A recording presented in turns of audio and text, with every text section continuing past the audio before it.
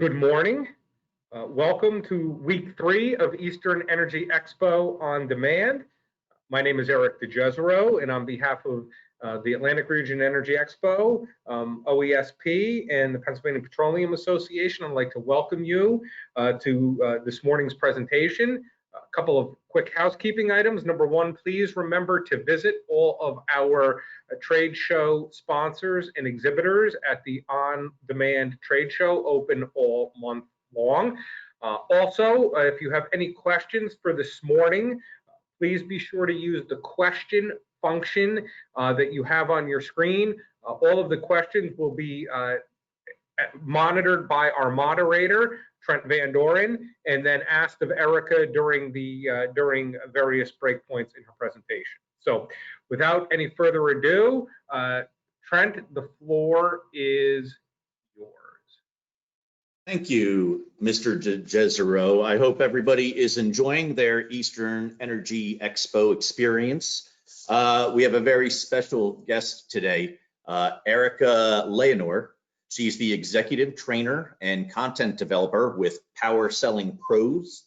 Erica Leonor is a highly influential customer experience coach and sales trainer at Power Selling Pros. She actually considers herself a master Jedi trainer because one of her many talents is using the Force to influence others to create wow experiences for their customers. She received a BA in anthropology from BYU, Hawaii, and has traveled around the world, working and studying different cultures and peoples. She has an extensive background in coaching and training, and it ranges from customer service to leadership, substance abuse treatment, and cultural awareness. She currently serves on the board of directors for women in HVACR and thoroughly enjoys bringing opportunities to and creating awareness for women across the industry. She has a YouTube channel with her husband called The Leonor Life, where they share their multicultural adventures with the world. So without further ado, ladies and gentlemen, please welcome Erica Leonor. Thank you so much, Trent. It's such a pleasure to be here. Thank you, Eric, for having me, and Marjorie. I'm so excited to have you all join me today to talk about customer experiences. And so happy Monday morning. Yes, my name is Erica Leonor. I live in Salt Lake City, Utah. So we are all over the country, I know, and we are all working to make sure that customers and this industry and everything is successful. And so the purpose of my presentation today is because there was some research that we did, and it got us to really think about what is happening on the customer service side for distribution centers or contractors, and it was kind of shocking. So I'm going to show you some of that research. I work at a company called Power Selling Pros, and we've been in the industry for about 11 years, solely focusing on customer experiences for technicians and CSRs and for providing that in the home as well as in your business. And so I'm really excited to share with you this research today. And I want everyone to take some notes because I have tons of invitations for you, different ideas of things that you can do for your companies and for your team so that you can have that growth and success that we're all looking for in our business. So to start off here, let me show you the research. We sent out a survey to different homeowners across the United States, 100 homeowners. And so I did 100 because I can do that math pretty easily. And so we did 100 homeowners. We asked them this question: when you hear the word HVAC contractor, what comes to mind? And this is what people said. About 16 out of 100 was like, oh, like a technician or an AC guy or a craftsman. 26 out of 100 said expensive or rip off. 31 out of 100 said, oh, like heating, air conditioning, furnace. And then the rest, that's about like 50, right? The rest of everybody else said these random things. Stuff like, oh, they don't give any customer service. Please don't screw me over. A blue jumpsuit. Havoc. Avoid. A truck. How long will this be scheduled out? No, thank you. Necessity. Crook. Overselling. What? Safety. Someone I know in insurance. Honestly, I don't know, and crap. So when I got the results of this survey back and I saw all of these like really negative responses, it really blew my mind because I love the industry. Like, I love being a woman in this industry, which is why I'm also a part of Women in HVACR, because I think it is so valuable and so important to have women, as well as to show people like how important we are. We're the doctors for people's homes and businesses. We make this country go around in heating and air conditioning and plumbing and electric. We make sure that everyone else can function. But I was just appalled that everyone thought such negative things about our industry. And so it really got me thinking about, what is the customer journey? And some of you have maybe heard of journey mapping. And so we did this journey map experience where we figured out, like, why are customers saying these negative things about HVAC contractors or plumbing contractors? Why are people saying this stuff? And so what we did is we went into a particular company. This is the very first company that we did this for.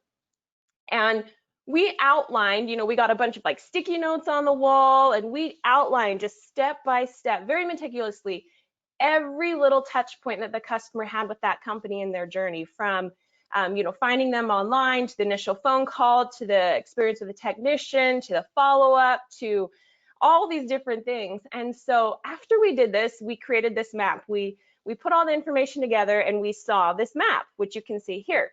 Now I'm going to zoom in a little bit because you can see some of these points were red points, meaning they're not so good.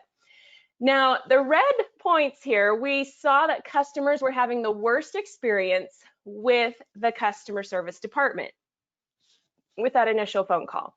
Going on hold a lot, or the dispatching, speaking with the receptionist or your CSRs, that's where they were having a big drop off. And so this is where we decided, okay, we need to really figure out what we can do for this department so that customers aren't feeling this. And this was just the first company we did this for, but for the multiple companies that we did this journey map for, it was the same thing.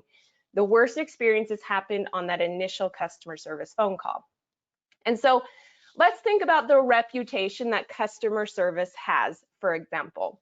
Is there anything else I can help you with today other than the thing you were originally called about, which I was totally unable to help you with? Who has felt this when you've had to call in for customer service, whether it's like your phone bill or like your cable? Yeah, we all know about cable, or like your credit card, or like you're canceling a gym membership, or whatever it is. Like, we've probably talked to people who are super unhelpful and they just transfer us around. Like, that's a very typical customer experience. Once again, sitting on hold. Yo, Carl is very important to us. Please enjoy this 40-minute flute solo. You guys, I kind of like memes because, yeah, they're sarcastic, but pretty true.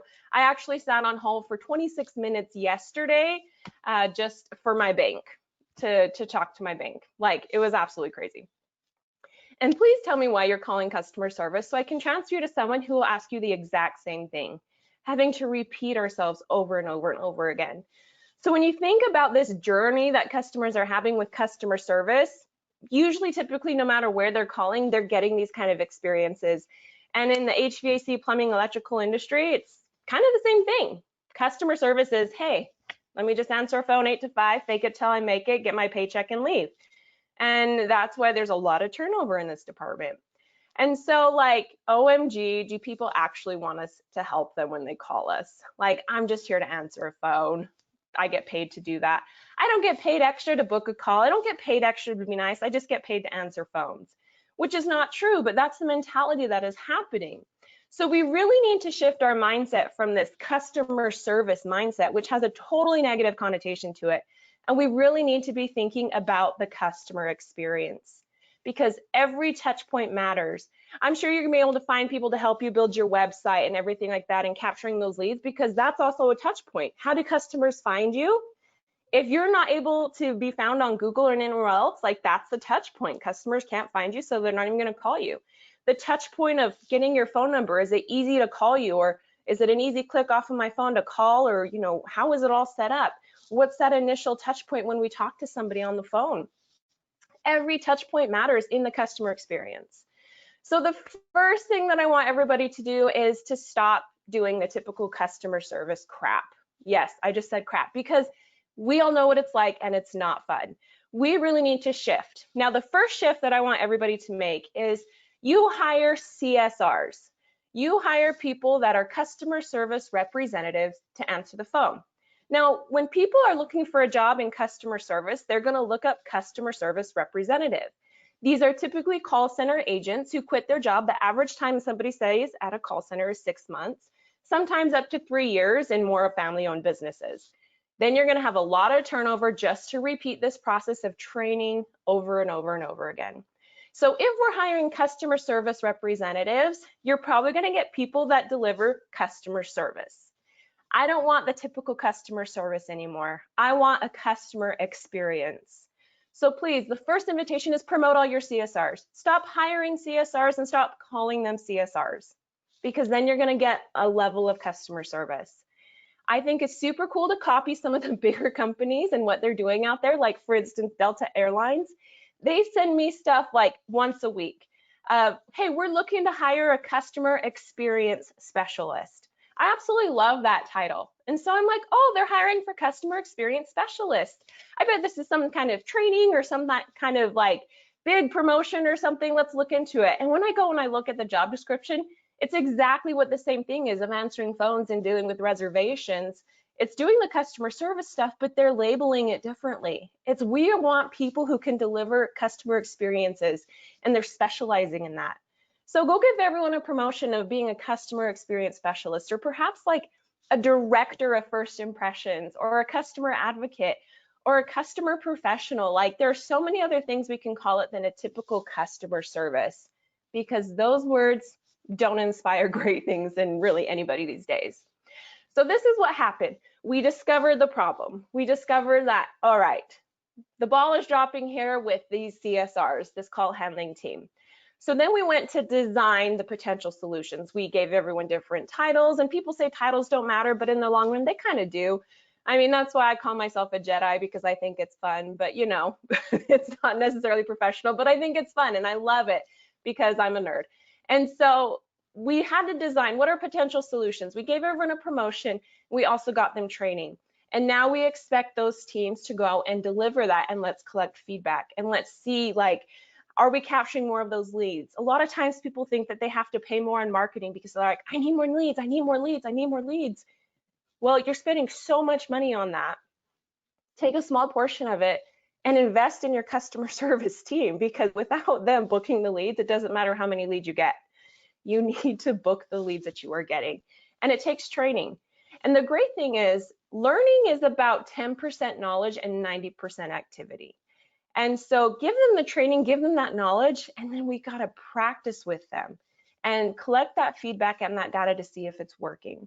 So I'm going to go ahead and I'm going to give you that design. Here's a process that was created to help people design that customer experience that dominates. There are 8 different principles, and I'm going to go through each one and give you some ideas. So write these ideas down of things that you can do differently to stand out from your competition and create a different kind of experience. I'm also going to play some phone calls for you. We did edit out the majority of like the company names and addresses and things like that. So if you hear little breaks, it's just because we edit out personal information. But I am going to play some phone calls for you so that you can hear what I'm talking about. So let's go ahead, get out that pen and paper. Let's take some notes. And I want you to go ahead and start applying this in your business today, whether you do commercial or residential, or, you know, if you're in distribution or manufacturing. All of these things can be helpful for you and your teams to provide a different experience for anybody that you work with, even potentially a different employee experience, which is this first one that we're going to talk about, of being positive. I know we could talk about this all day long. We got to be positive. You got to be happy. I'm gonna hire for attitude. Yes, that's all totally true. But here's one thing that I see over and over and over again. You remember when we used to travel and I would go visit different businesses and I would see this all the time. Like, how is it possible that we're gonna have a positive attitude when our office looks like this? No joke, 50% of the time this is what's happening. Or even a technician's truck. I know your technicians are going to say, well, I can find everything. I know exactly where it is. Doesn't matter what the truck looks like. Still, your customers see your van. You want to be able to save time. You want to have consistency. So you really want to set it up to be an organized process. Just like an office, this is a technician office. I have seen millions of sticky notes everywhere that sit there for 3 months, and then you're hoping that we are able to take that sticky note off one day, over and over and over again. Or for your CSRs, we see little cubicles. I mean, how excited are you going to be to go to work and have to sit and look at a wall all day long? This does not inspire too much. And I know this kid is like, hey, how's it going? But you know, if that were me, I would get bored so fast looking at that gray wall. That's just how it is. So some of the great places that I've seen is, you know, I've been to a company and they had just plants everywhere. They had really good lighting. They got everyone double monitors. Another one is they really spent a lot of money, and not all businesses are able to do this, but they really worked to make sure that everyone had their own little cubicles, but they weren't walled in, that they were all able to see each other and talk to each other. Now, this particular picture here was a company that had 15 female CSRs, 15 women sitting in this little room right here.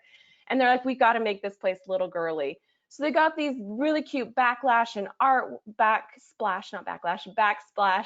artwork. And they even got a nice little couch with fuzzy pillows and an espresso machine, and they just made it look super cute. So when I asked these girls, when I went to their office, I said, okay, tell me about what you like working here. And half of them were like, you know, I love coming to our office because it's so cute. I can go take a nap if I want to on my break. It's comfy, it's inviting, it's homey. They all loved coming to work here. Your environment is going to set you up for success. And so if you need to take some time to reorganize your environment, please do so. Now, I know that many people are also working from home. Please don't expect your people just to know how to work from home as the same way that they're working at the office. Working from home takes practice, it takes discipline, it takes a lot of repetition to get good at working from home. We can't just think that, oh, let me work in my pajamas and out of my bed on my laptop. That's not how it is. You have to set your environment in a way. So if you have not given your team the resources they need to be successful working from home, please invest in that for your team. Don't expect them to just have a computer and a phone and that it's okay. Maybe get them a desk or a table and help them organize the schedule. Talk to them about, okay, when doesn't work from you, because half of our parents are homeschooling right now too. And talk to them about their schedule. When are like peak times for kids? When is lunchtime? And organize your schedule in such a way where everyone is able to be successful working from home. And yes, we might feel like, oh, I hate that I have to do this, but we can't help it. We have to help our people be successful. This is going to inspire positivity and enthusiasm. And I promise you that if you deliver anything with enthusiasm, you will be successful at it. And that's my favorite E word. A lot of people think my favorite E word is Erica. That's not true. My favorite E word is enthusiasm. So when you have your environment set up for success and you're able to pick up that phone, deliver that greeting with enthusiasm. Thank you so much for calling XYZ company. My name is Erica. How can I make your day amazing? Deliver it with enthusiasm. You might feel a little bit cheesy, but that's what customer service is. I would rather people say, wow, you sound really happy today, rather than, are you a real person? Are you a robot? Is this an answering machine? I would rather somebody tell me I'm way too happy than I'm freaking boring. So here is my invitation to you. Give your team a little budget to decorate their space however they want, or working from home. I know a company that did this in Colorado. They gave their entire team $150 to buy whatever they needed. This was when they were working in the office. They were able to get artwork or paint or a stand-up desk or a nice yoga ball chair or a rug or whatever it was. They were all able to given $150 to be able to decorate their space how they wanted. This made the team so happy and so excited because they felt like their company and their leadership team was very invested in them and they cared about their success. So that's one way that we could do it if you're able to. Also, please come up with a greeting that brands you. Don't have this typical customer service. Thank you for calling. This is Erica. How can I help you? Dude, everybody says that. Everyone says, thank you for calling. How can I help you, or how can I assist you? If you want to be different, if you want to get out of the customer service and provide customer experiences, get a new greeting. That is the very first impression that your customers have of you. Brand it to your company. What is it that you want to create for your customers, and use that as a greeting. So I said, how can I make your day amazing? Because my whole intention now is to provide an amazing experience for my customers. Another thing is, if you are working in your office, please make sure that you're set up with Clorox wipes or trash bags or air fresheners in places where people can see them. Have a chore chart, a garbage schedule, a dishes schedule, a clean out the fridge schedule, whatever it is. Because if that environment gets messy, well, it's hard to be successful in that. So put things out there, especially for your technicians, like to clean their trucks. Don't just say, hey, I need you to clean your truck. If you want them to be able to clean their truck, you need to show them exactly how. You need to show them where the trash bags are, show them how to use the Clorox wipe, show them how to organize it. It's like when my mom was trying to teach me to clean my room. She said, go clean your room. I threw everything under the bed and in the closet. Hey, my room's clean. Check it out. I'm awesome. No, it was when she came in and she put her hand on my hand and she helped me learn how to fold my clothes and put my toys away. And she set that expectation very clearly about when she said, here's how you clean your room, that I knew exactly what to do. You can put water dispensers everywhere. One of the things that I have is I want to drink more water every day. But for some reason, it's a first world problem here that I hate running upstairs to fill my water bottle up. So what I do the night before is I fill up all the water bottles, or I actually bought a big gallon water bottle, so I drink a gallon a day, and I set it up on my desk because now I'm drinking more water every day because I prepare the night before. And practice smiling every single day. Practice that greeting and enthusiasm, and it's okay to be a little cheesy.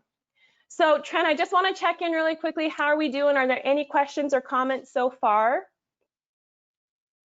No questions or comments so far. I remember everybody, feel free to type in your question in the questions section. And at the end of each section, we will go over everything. And if there's something for us to ask Erica, we will. So Erica, I think we can continue.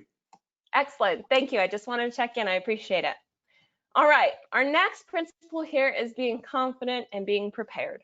So if you want to get good at something, like if you want to be confident at something, for instance, practicing the piano, if you want to play at a big recital, are you just going to be able to show up and be like, dude, I got this Beethoven? No, you're going to have to practice it over and over and over again, hundreds of times before you perform. Same thing with reading. People that want to be able to be a better reader or to write a book, well, you have to actually read and study if you want to be able to read faster. I know a lot of people are like, oh, I don't like reading. Well, it's probably because, you know, there might be some challenges, like I have dyslexia, so it's kind of hard sometimes, but I just have to practice it over and over and over again. Same thing with sports. If you want to be good at playing sports, you got to exercise, you got to practice, you got to show up, you got to get a coach. Same thing with fixing something. You can't just show up and fix an AC. You got to be able to practice it, and that's why you go to school, and that's why you get training and education. So it is the exact same thing with communication. If you want to be a better communicator, you have to practice communication methods.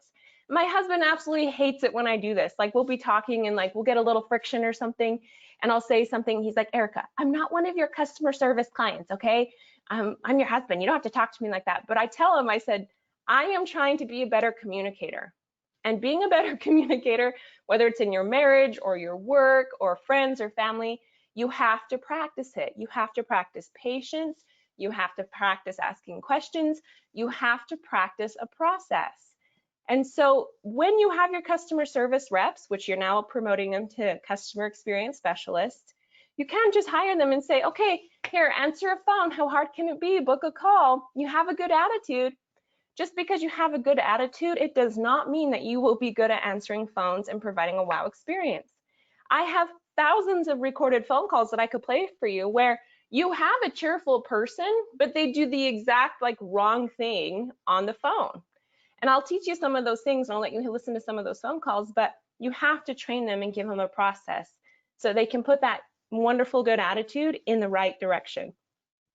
What's very interesting is that every single year there's $150 billion that people spend in employee learning. But research shows that 90% of the impact disappears within a year. So we're probably like, well, why is that happening? Like if $135 billion is wasted annually on training, then why am I spending money on training if it's just going to go down the drain anyway? But it's not due to so much as the training. You can get great training, but it's that lack of follow-up and measurement. The training is awesome, but you have to have an accountability program to make sure that those things that are learned is implemented and practiced. So you have to have repetition, practice, support, you have to test, and you have to reward. The reward that, oh, I pay my employees to do a job, that's not good enough anymore. You have to reward the behavior you want. So paying your employees to show up to work is one thing, but rewarding and paying, or appreciating your employees, is a completely separate category. We need both. So you have to have repetition with your team. Have somebody that's designated to, do those practices or role plays or different scenarios, and work with them over and over and over again, at least once a week or every other week if possible, for 15-20 minutes. You have to have consistent repetition, because we know this. It's like, everyone talks about the gym. If I don't have an accountability partner, we're not always going to have motivation, but we have to have discipline. So if we have discipline, and if we have accountability partners and somebody that's going to help us, we are going to be 100% more likely to be successful and to show up to the gym. Same thing with the phones. If I know that I'm meeting with my leader or my manager once a week for 15 minutes to practice, I'm never going to lose those skills. So here's your ideas. Practice, practice, practice, practice. Another thing is having a variety of reward options. When you're trying to hit different KPIs, for example, we're going to be going into the fall. A lot of people are going to be calling customers to schedule those winter maintenances, those winter tune-ups.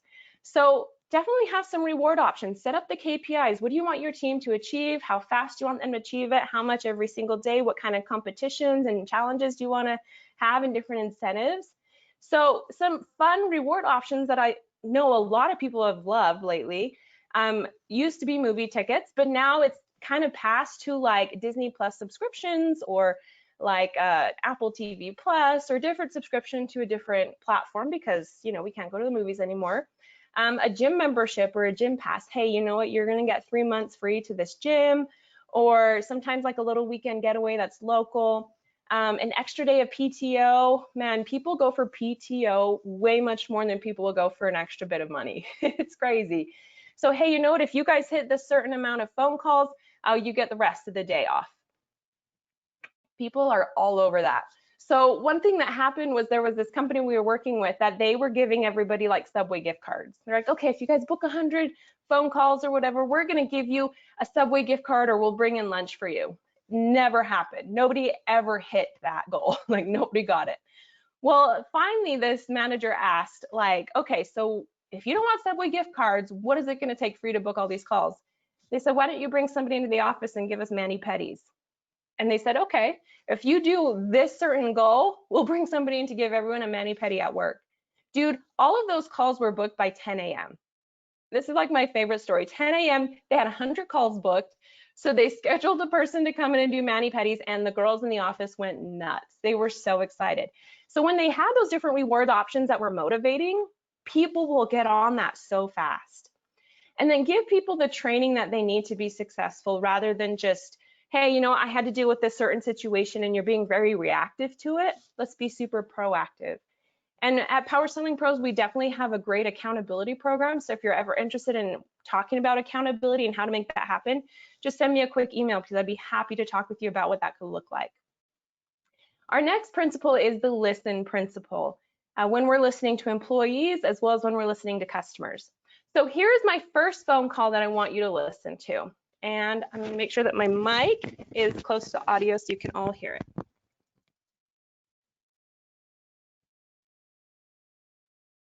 Can we hear that?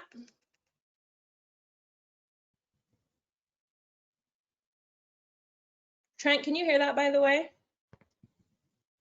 No, I can't hear anything. Can't hear it? Okay. No. Let me try something else here.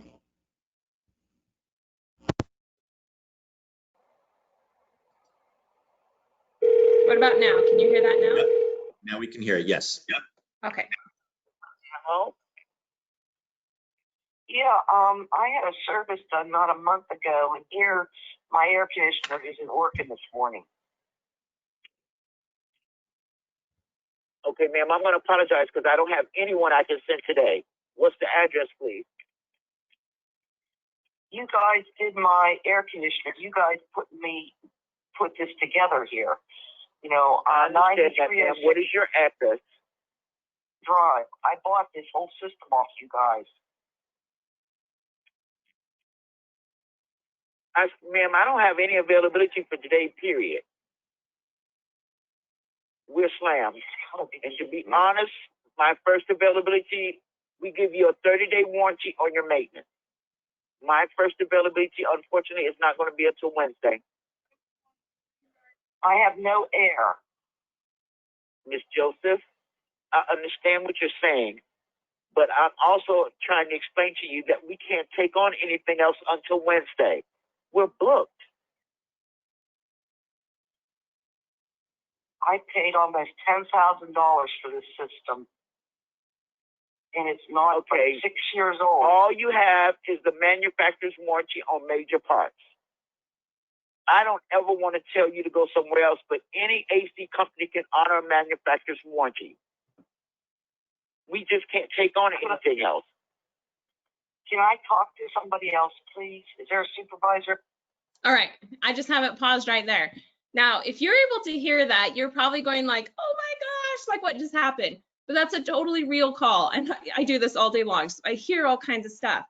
And when I heard this phone call, I immediately was like, okay, was this customer service or was this a customer experience?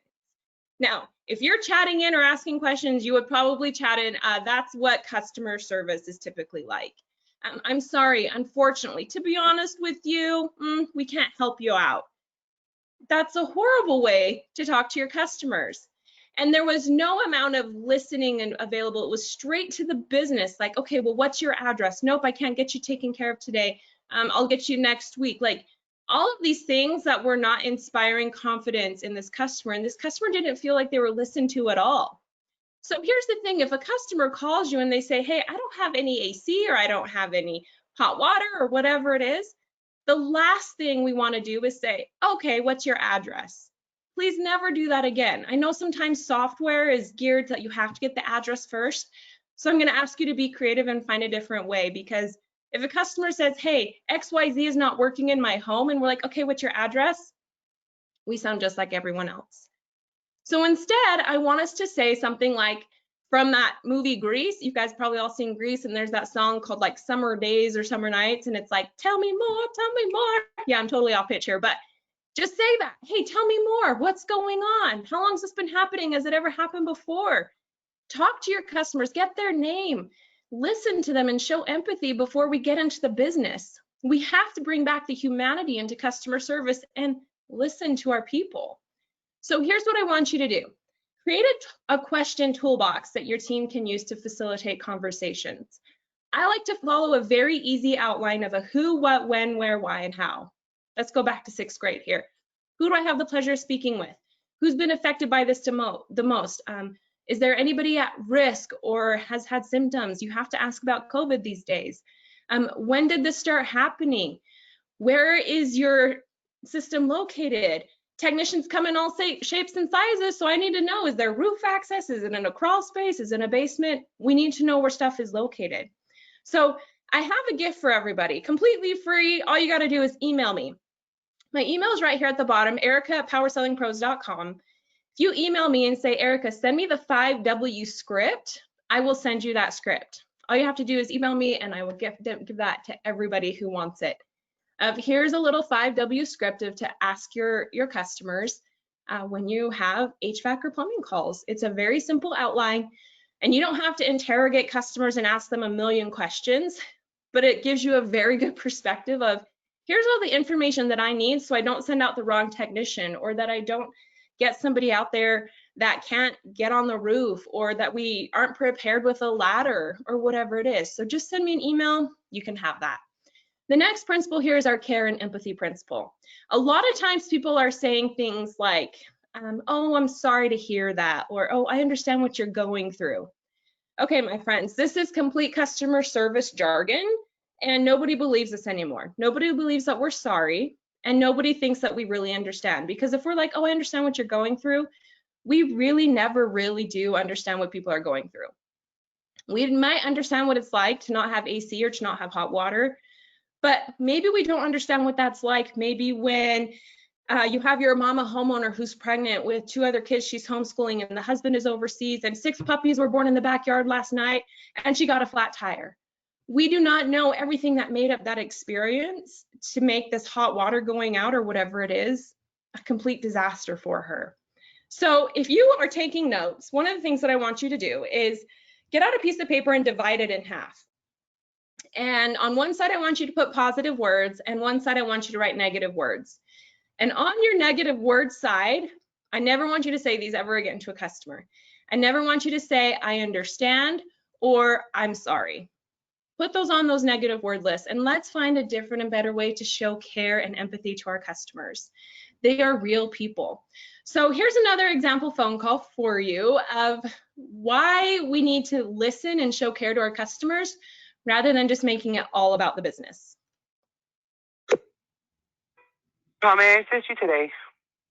Hi, Crystal. I have a plumbing problem at my house. The service line into the home, I hit it when I was removing a tree. Okay, so you have no water to your home at this time? Correct, yeah. Okay. Get you taken care of. Are you the homeowner? Yes. And this happened in your front yard? Uh-huh. Okay, give me a few moments, please.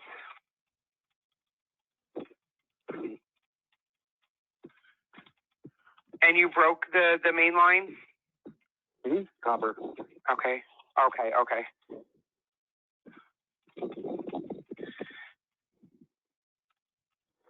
All right, and what's your first and last name, sir? Sean, S-H-A-W-N. Sheble, S-H-E-B-L-E. S-H-B-L-E? S-H-E-B-L-E.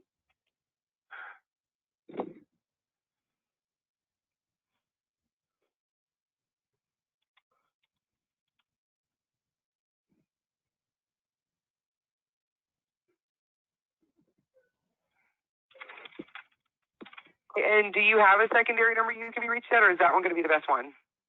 That's it. Okay. And we have gone paperless, so all of our receipts and estimates are now sent via email. What would be the best email address to put on your account? What is your availability? I'm sorry? What's your guys' availability to get out here? I don't have access to that information, Mr. Sean. All I do is take the pertinent information, forward it over to scheduling, and then they call you back shortly after we hang up to get you set up. Okay, you need my email though? Yes. So just find out when it's available. Well, the reason we ask for an email is, like I stated, is we have gone paperless. So if we can get you set up today, which your call is considered a high urgency call because you have no water to your home, I just can't guarantee you the hours because I don't have access to that information. So with that being said, Mr. Sheble, if the technician comes out, he's going to want to send you a receipt once he's done, which we can do immediately if we have your email address. If you don't want to give it to us, that's fine. You don't have to, but we are going to mail it to you via the postal service, and that does take about 1 to 2 weeks for you to get it. That's good.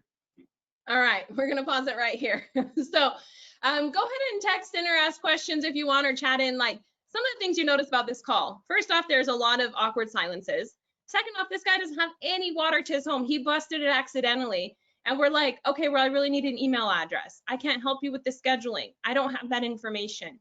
We're very customer servicey. We go straight to the business rather than, oh my gosh, you don't have hot water? Oh my goodness, that was probably the last thing you wanted to have to deal with today. That sounds frustrating. I know you didn't mean to break that. That's not fun. Like, there's a lot of different things we could have done to connect with this customer rather than make it all about what I can't do and I need your email address and totally just not connect with that customer. So here are some ideas of what you can do to learn more about empathy. The first one is, if you YouTube the video called Sympathy versus Empathy by Brene Brown on YouTube, it's a 3-minute video that's animated. It's really nice. Watch that with your team to learn about empathy and what not to do. And then another thing I want you to do is write down all the different kinds of emotions your customer could be feeling. Like when customers call you, they could feel frustrated, they could feel stressed, they could feel overwhelmed.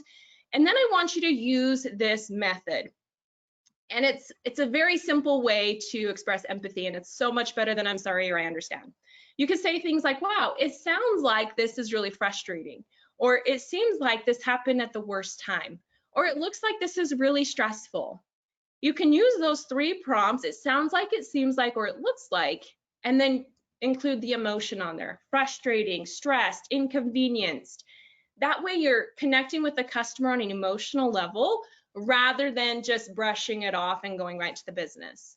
So those are some examples for you. Okay, this is Mark. How may I help you? Here's another one. Oops. Sorry, that one skipped. I have a different phone call for you. All right, so the next principle is your give principle. And before I do this, I just want to check in. Trent, do we have any questions or any comments so far? Nope, no questions or comments thus far. Remember, everybody, you just go into your question area. If you have something to say or you have a question for Erica, just put it there, and then we will relay that to her at the end of each section. I think you can continue, Eric. Erica, this is Eric DeJezero. I do have a question. How much latitude should you give the person giving the customer experience in terms of connecting with that customer? Because certainly if I was the person taking the customer's call, I would I would connect with them maybe differently than other people would. So how do you know? I understand what you're saying about looking to deviate from a script so you don't sound like a robot. But the problem is you could get somebody like me who's going to wouldn't read a script if you gave it to them. So how do you know how much, to empower that individual that's talking to the customer? Because you're really entrusting them to be able to think on the fly and navigate things by themselves, navigate things in real time, which you better have a lot of faith in that person if they're the one that's representing your company. Oh, you are absolutely right, Eric. And so one of the things is, this is why, we have scripts and they're helpful, but I use that term loosely. And that's why we're doing these principles, that no matter what kind of call we take, that first principle of being positive, we have to make sure that we have an enthusiastic greeting, that we introduce ourselves to that customer. The second step of confidence, letting the customer, hey, you've called the right place. We can take care of you today. Building that trust and confidence with them. Your listen principle, depending on the situation that they have, we're going to ask them different questions. If it's somebody that's really old, or if it's somebody that's a club member with us, or maybe it's that mama who's all by herself, or maybe it's a different electrical, plumbing, or HVAC problem, our questions and our listening is going to be geared differently. So our goal is that we can do these principles rather than just reading the script. So yes, we need scripts to help us start, but really what I wanted to do is empower everybody to know, okay, depending on my listen questions, hey, tell me more, what's going on? How long has this been happening? Where is this located? Talk to me about the details. Has this ever happened before? Asking some good questions to get that information is really going to help us now know how to express care and empathy. What's interesting about empathy is it's not always doom and gloom. Sometimes when we think that customers call us oh my gosh, it's the end of the world. But sometimes people are calling us and nothing is wrong. Hey, you know what? We're finishing our basement and we need to get a plumber out here to fix all the plumbing and get it up and going. That's not a doom and gloom. That's an exciting thing. So sometimes our empathy could be wow, that sounds really exciting. Congratulations. So really it's going to this topic of you got to match the pace and the tone of your customer. So when we ask those good questions, we're able to show care and empathy in a personalized way. So Eric, does that help answer your question a little bit there? Thank you. Yes. Awesome. Thank you so much for asking that. I'm sure many people were thinking the same thing, how do we do this without giving somebody a script? And once again, it goes back to that practice and that repetition. You got to do this over and over and over again. If you wanted to be a customer, you could throw at me any situation you wanted to throw at me, and I would do the same process. That I would gear my questions to you personally, and I would make it an experience, but it's because I've practiced it hundreds of times, and that's why I'm able to do it. So when we get to this give principle, I want everybody to get out that positive and negative word list again. What happens is when we're talking to customers, we're usually reactive instead of proactive. Meaning those phone calls we listen to, the customer says, hey, I don't have any AC. And they're like, oh, unfortunately, we're booked out till next Wednesday. Okay, so I know that might be true. I know you might be booked out till next Wednesday. The problem is it's not helpful. When you say, unfortunately, we don't have anything today, you're basically saying, hey, Mr. Customer, Trent, I'm going to use you an example. Hey, Trent, you're unfortunate today. It sucks to be you. We don't have anything. That's basically what we're saying. So on your negative words, please put unfortunately, or can't, won't, don't put those on there, because we have to really think about how we're being honest with customers. Are we being honest with customers in a negative way, or are we being honest with them in a positive way? The positive way would sound like, hey, Trent, just so you know, I can definitely take good care of you. We'll get that AC up and running. I'm going to set you up an appointment for next Wednesday between 2 and 4. In the meantime, I'm going to put you on our urgency list, which can provide you with faster service. If we happen to be running ahead of schedule or somebody calls in, I'm totally going to give you a call and move your appointment up. I could do that. It sounds so much better than, unfortunately, we're booked. And put booked on your negatives too. We're booked. Nobody wants to hear that. I can still be honest with my customers by letting them know what I can do versus what I cannot do. So here's the negative words we have so far. I'm sorry, I understand, unfortunately, can't, won't, and don't. And the last one that I want to give you is the word cancel. A lot of times people say if we have a cancellation, we'll move you up, or I'll put you on a cancellation list. I don't ever want people to cancel, and I don't ever want people to think that, oh, we get so many cancellations, we actually have a cancellation list for it. No, no, no, no. Please rephrase that to an urgency list. So your positive words are urgency list, or we had a reschedule, what I can do for you, what I will do for you, and then using the positive expressions of it sounds like, it seems like, or it looks like. I want you to put that on your positive side. The great thing is I actually have the top 40 things to never say to your customers as a separate training. So if you're interested in that, just contact me, send me an email, and I can talk to you about getting that training for your team. It works for technicians as well as for your call handling team. The top 40 things to never say to your customers. It's super fun and really helpful for people to focus on that terminology and how to be proactive instead of reactive. So you can even do this at home. You can work with your team of what are all the ways that we're saying no to our customers, like we can't do this or we don't do that, and work on being creative of this is what I can do for you. I'll give you another example. We don't give pricing over the phone. Okay, sure, I know that's true, but it's not helpful to your customers. What I can do is get you one of our service professionals who can give you the pricing you're looking for. I'm saying the same thing, just in a different way. So write out those situations and then work with your team to give some flexibility so that they understand, like, okay, here's how we can go above and beyond. Here's what we can do for customers when certain situations come up. So let me play this example for you. Tiffany, how can I take all good care of you today? Hey, Tiffany. I need to get a plumber out to our house. We're in Lawrenceville. Yes, You guys sir. service Lawrenceville? We certainly do. What's going on? Okay, so our garbage disposal stopped working, and I'm not sure if we need a new one or if we need to get the service. Yeah. So I want to get a tech out, come take a look at it, and if we need a new one, we can get it and have them install it. Certainly, we can do that, definitely. Yeah, those garbage disposals, once they go out, you never know how much you need it till they go out, right? There you go. Yeah, absolutely. Absolutely. Oh. You're right about that. When would you like somebody to come out? Okay, that's just a very quick basic phone call, but did you realize, like, she said, yes, definitely, absolutely, certainly, we can do that. She kept saying yes, no matter what, and that builds trust and confidence with your customers. So that's an example of how we can just build that connection and that trust with them of, we got to say yes more, and customers are going to be like, wow, this company is different than all the other companies. Our next principle here is the ask principle. Now, what happens is you don't get what you don't ask for. The first thing is you got to ask for those appointments, just like we heard Tiffany do. When can we get somebody out there? So listen to this call really quickly. Ms. Fletcher, may I help you?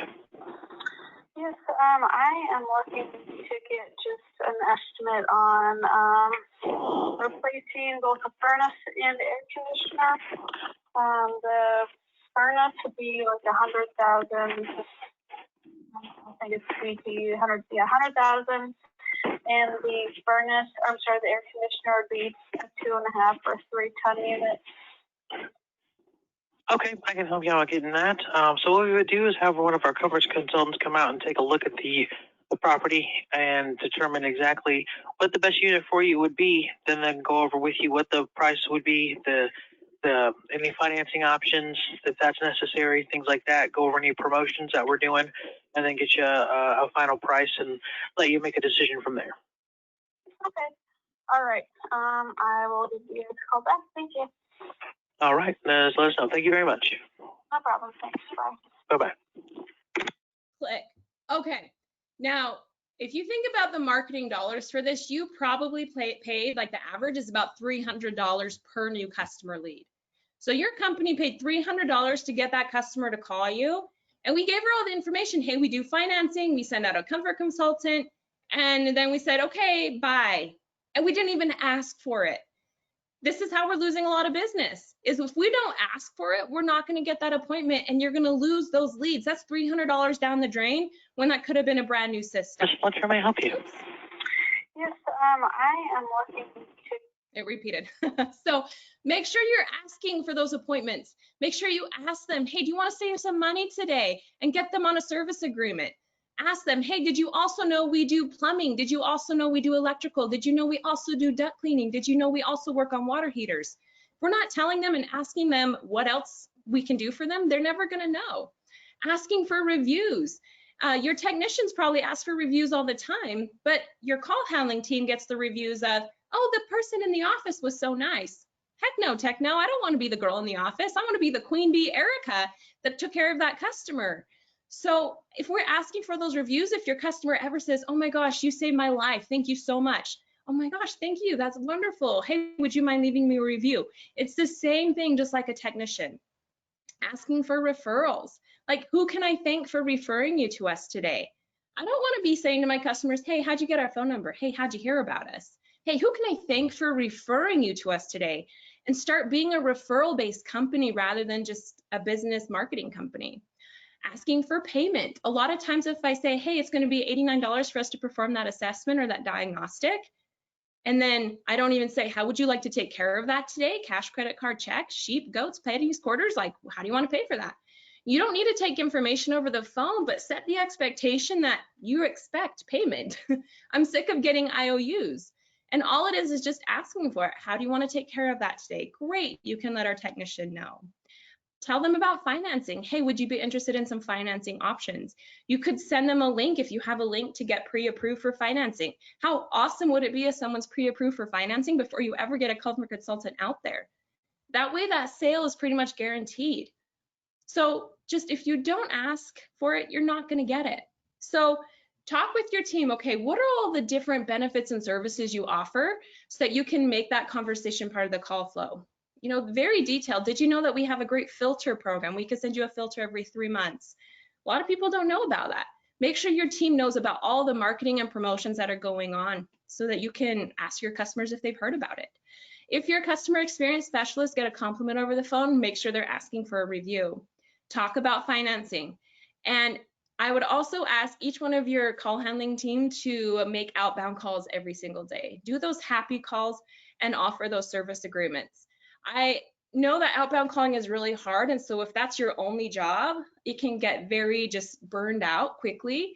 So just assign your team like every day, like somebody has different time blocks or something to make those outbound calls so you can get those happy calls in. They're super important.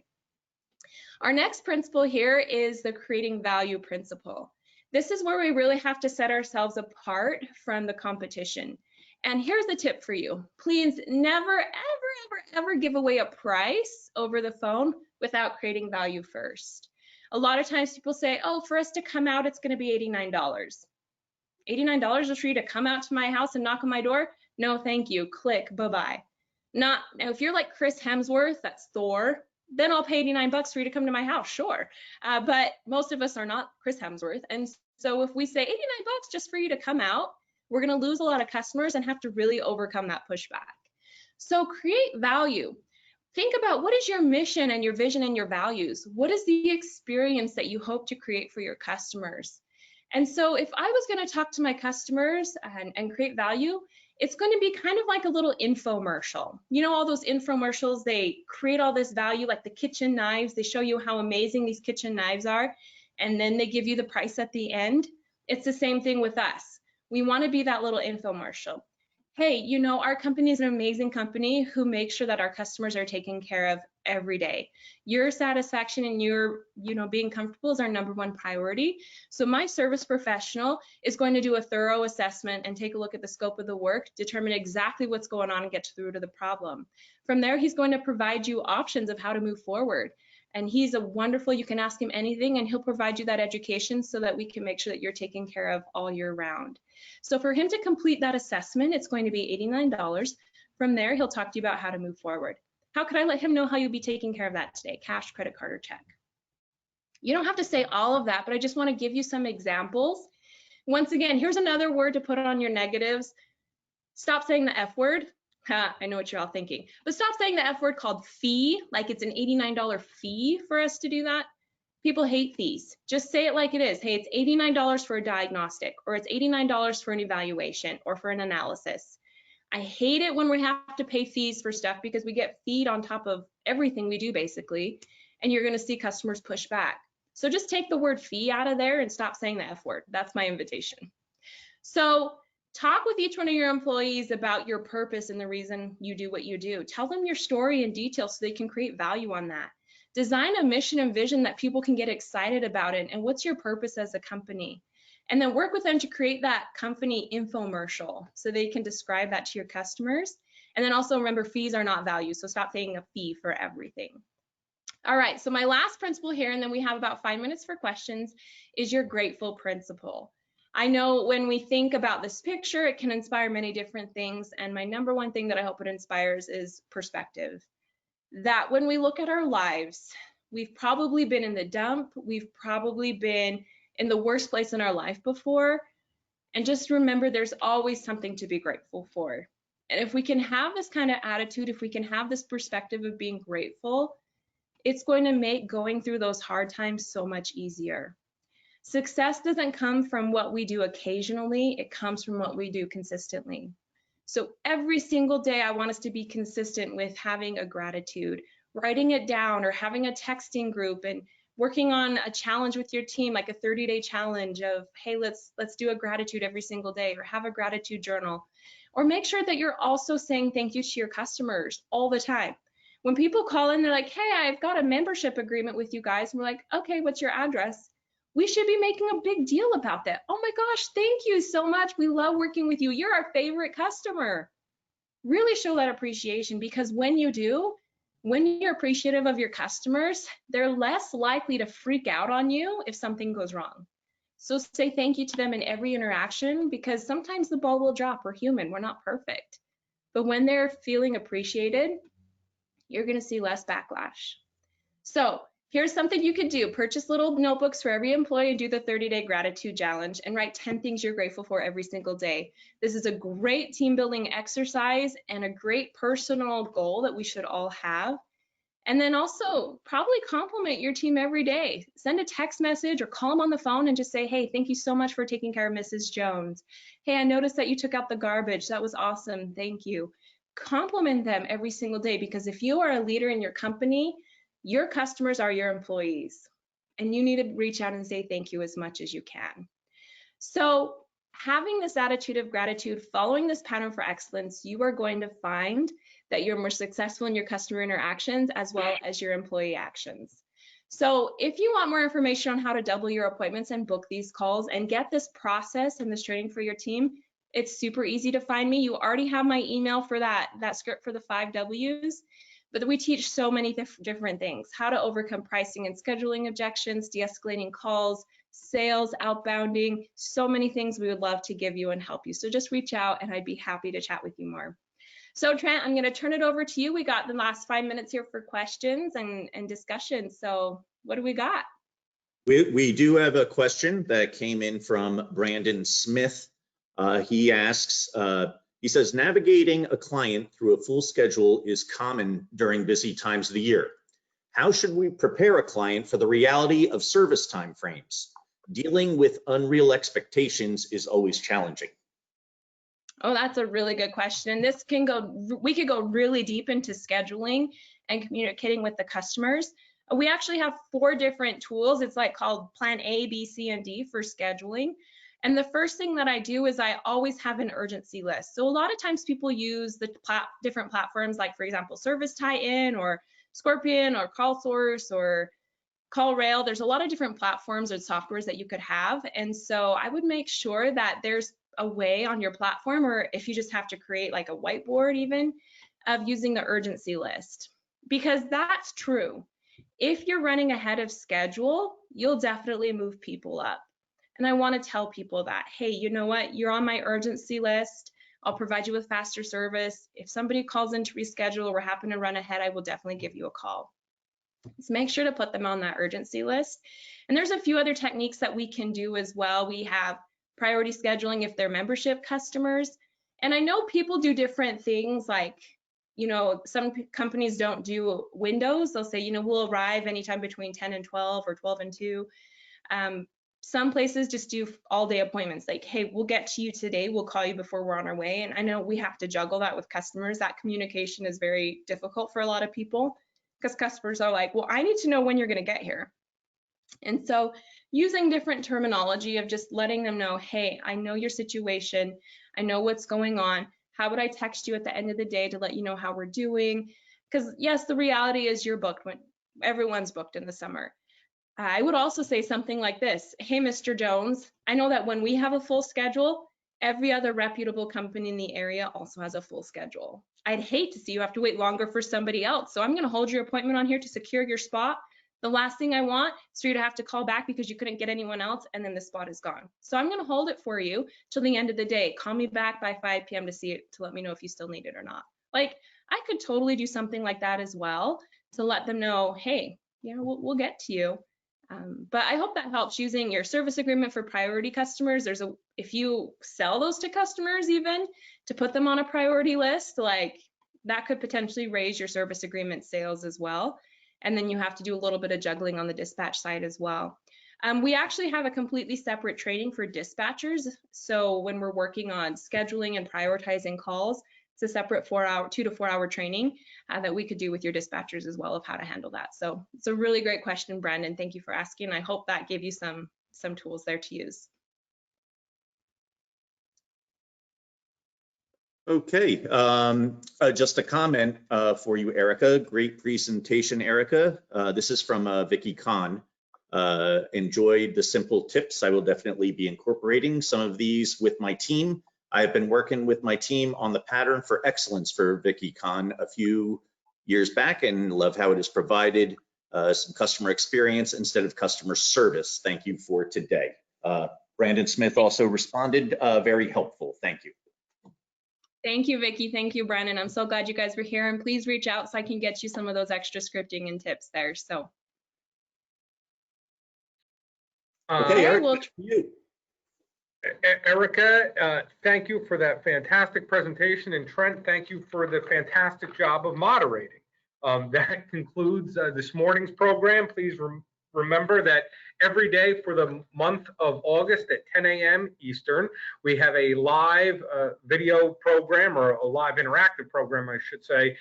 It will be warehoused on the Eastern Energy Expo website for the duration of the month, and then moved over to our YouTube channel in perpetuity of the universe. Please remember that tomorrow morning's program will be an update on the carbon policies of the various northeastern states. Not nearly as exciting or fun as today's program, but oh so important for all of us in the petroleum distribution business. Also, Hey, Eric. Yes, sir. Sorry to interrupt. A question, will the webinar be available to everybody? Yes, again, for the duration of the month, all of the programs will be posted on easternenergyexpo.com, and then at the end of the month, beginning September 1st, they will move to our YouTube channel, and there, as long as YouTube is around and we're around. So also, thank you for that. Be sure to visit our exhibitors and sponsors on the trade show floor, the virtual floor. Be sure to book an appointment, reach out to them through the account that you create, the registration you create at Eastern Energy Expo for your own unique trade show experience. We can't be there live, but we're doing the best we can from a virtual perspective. So thank you, Erica. Thank you, Trent. Thank you all for joining us this morning. We will see you again tomorrow morning at 10 a.m. Good day. Be safe, everyone. Thank you.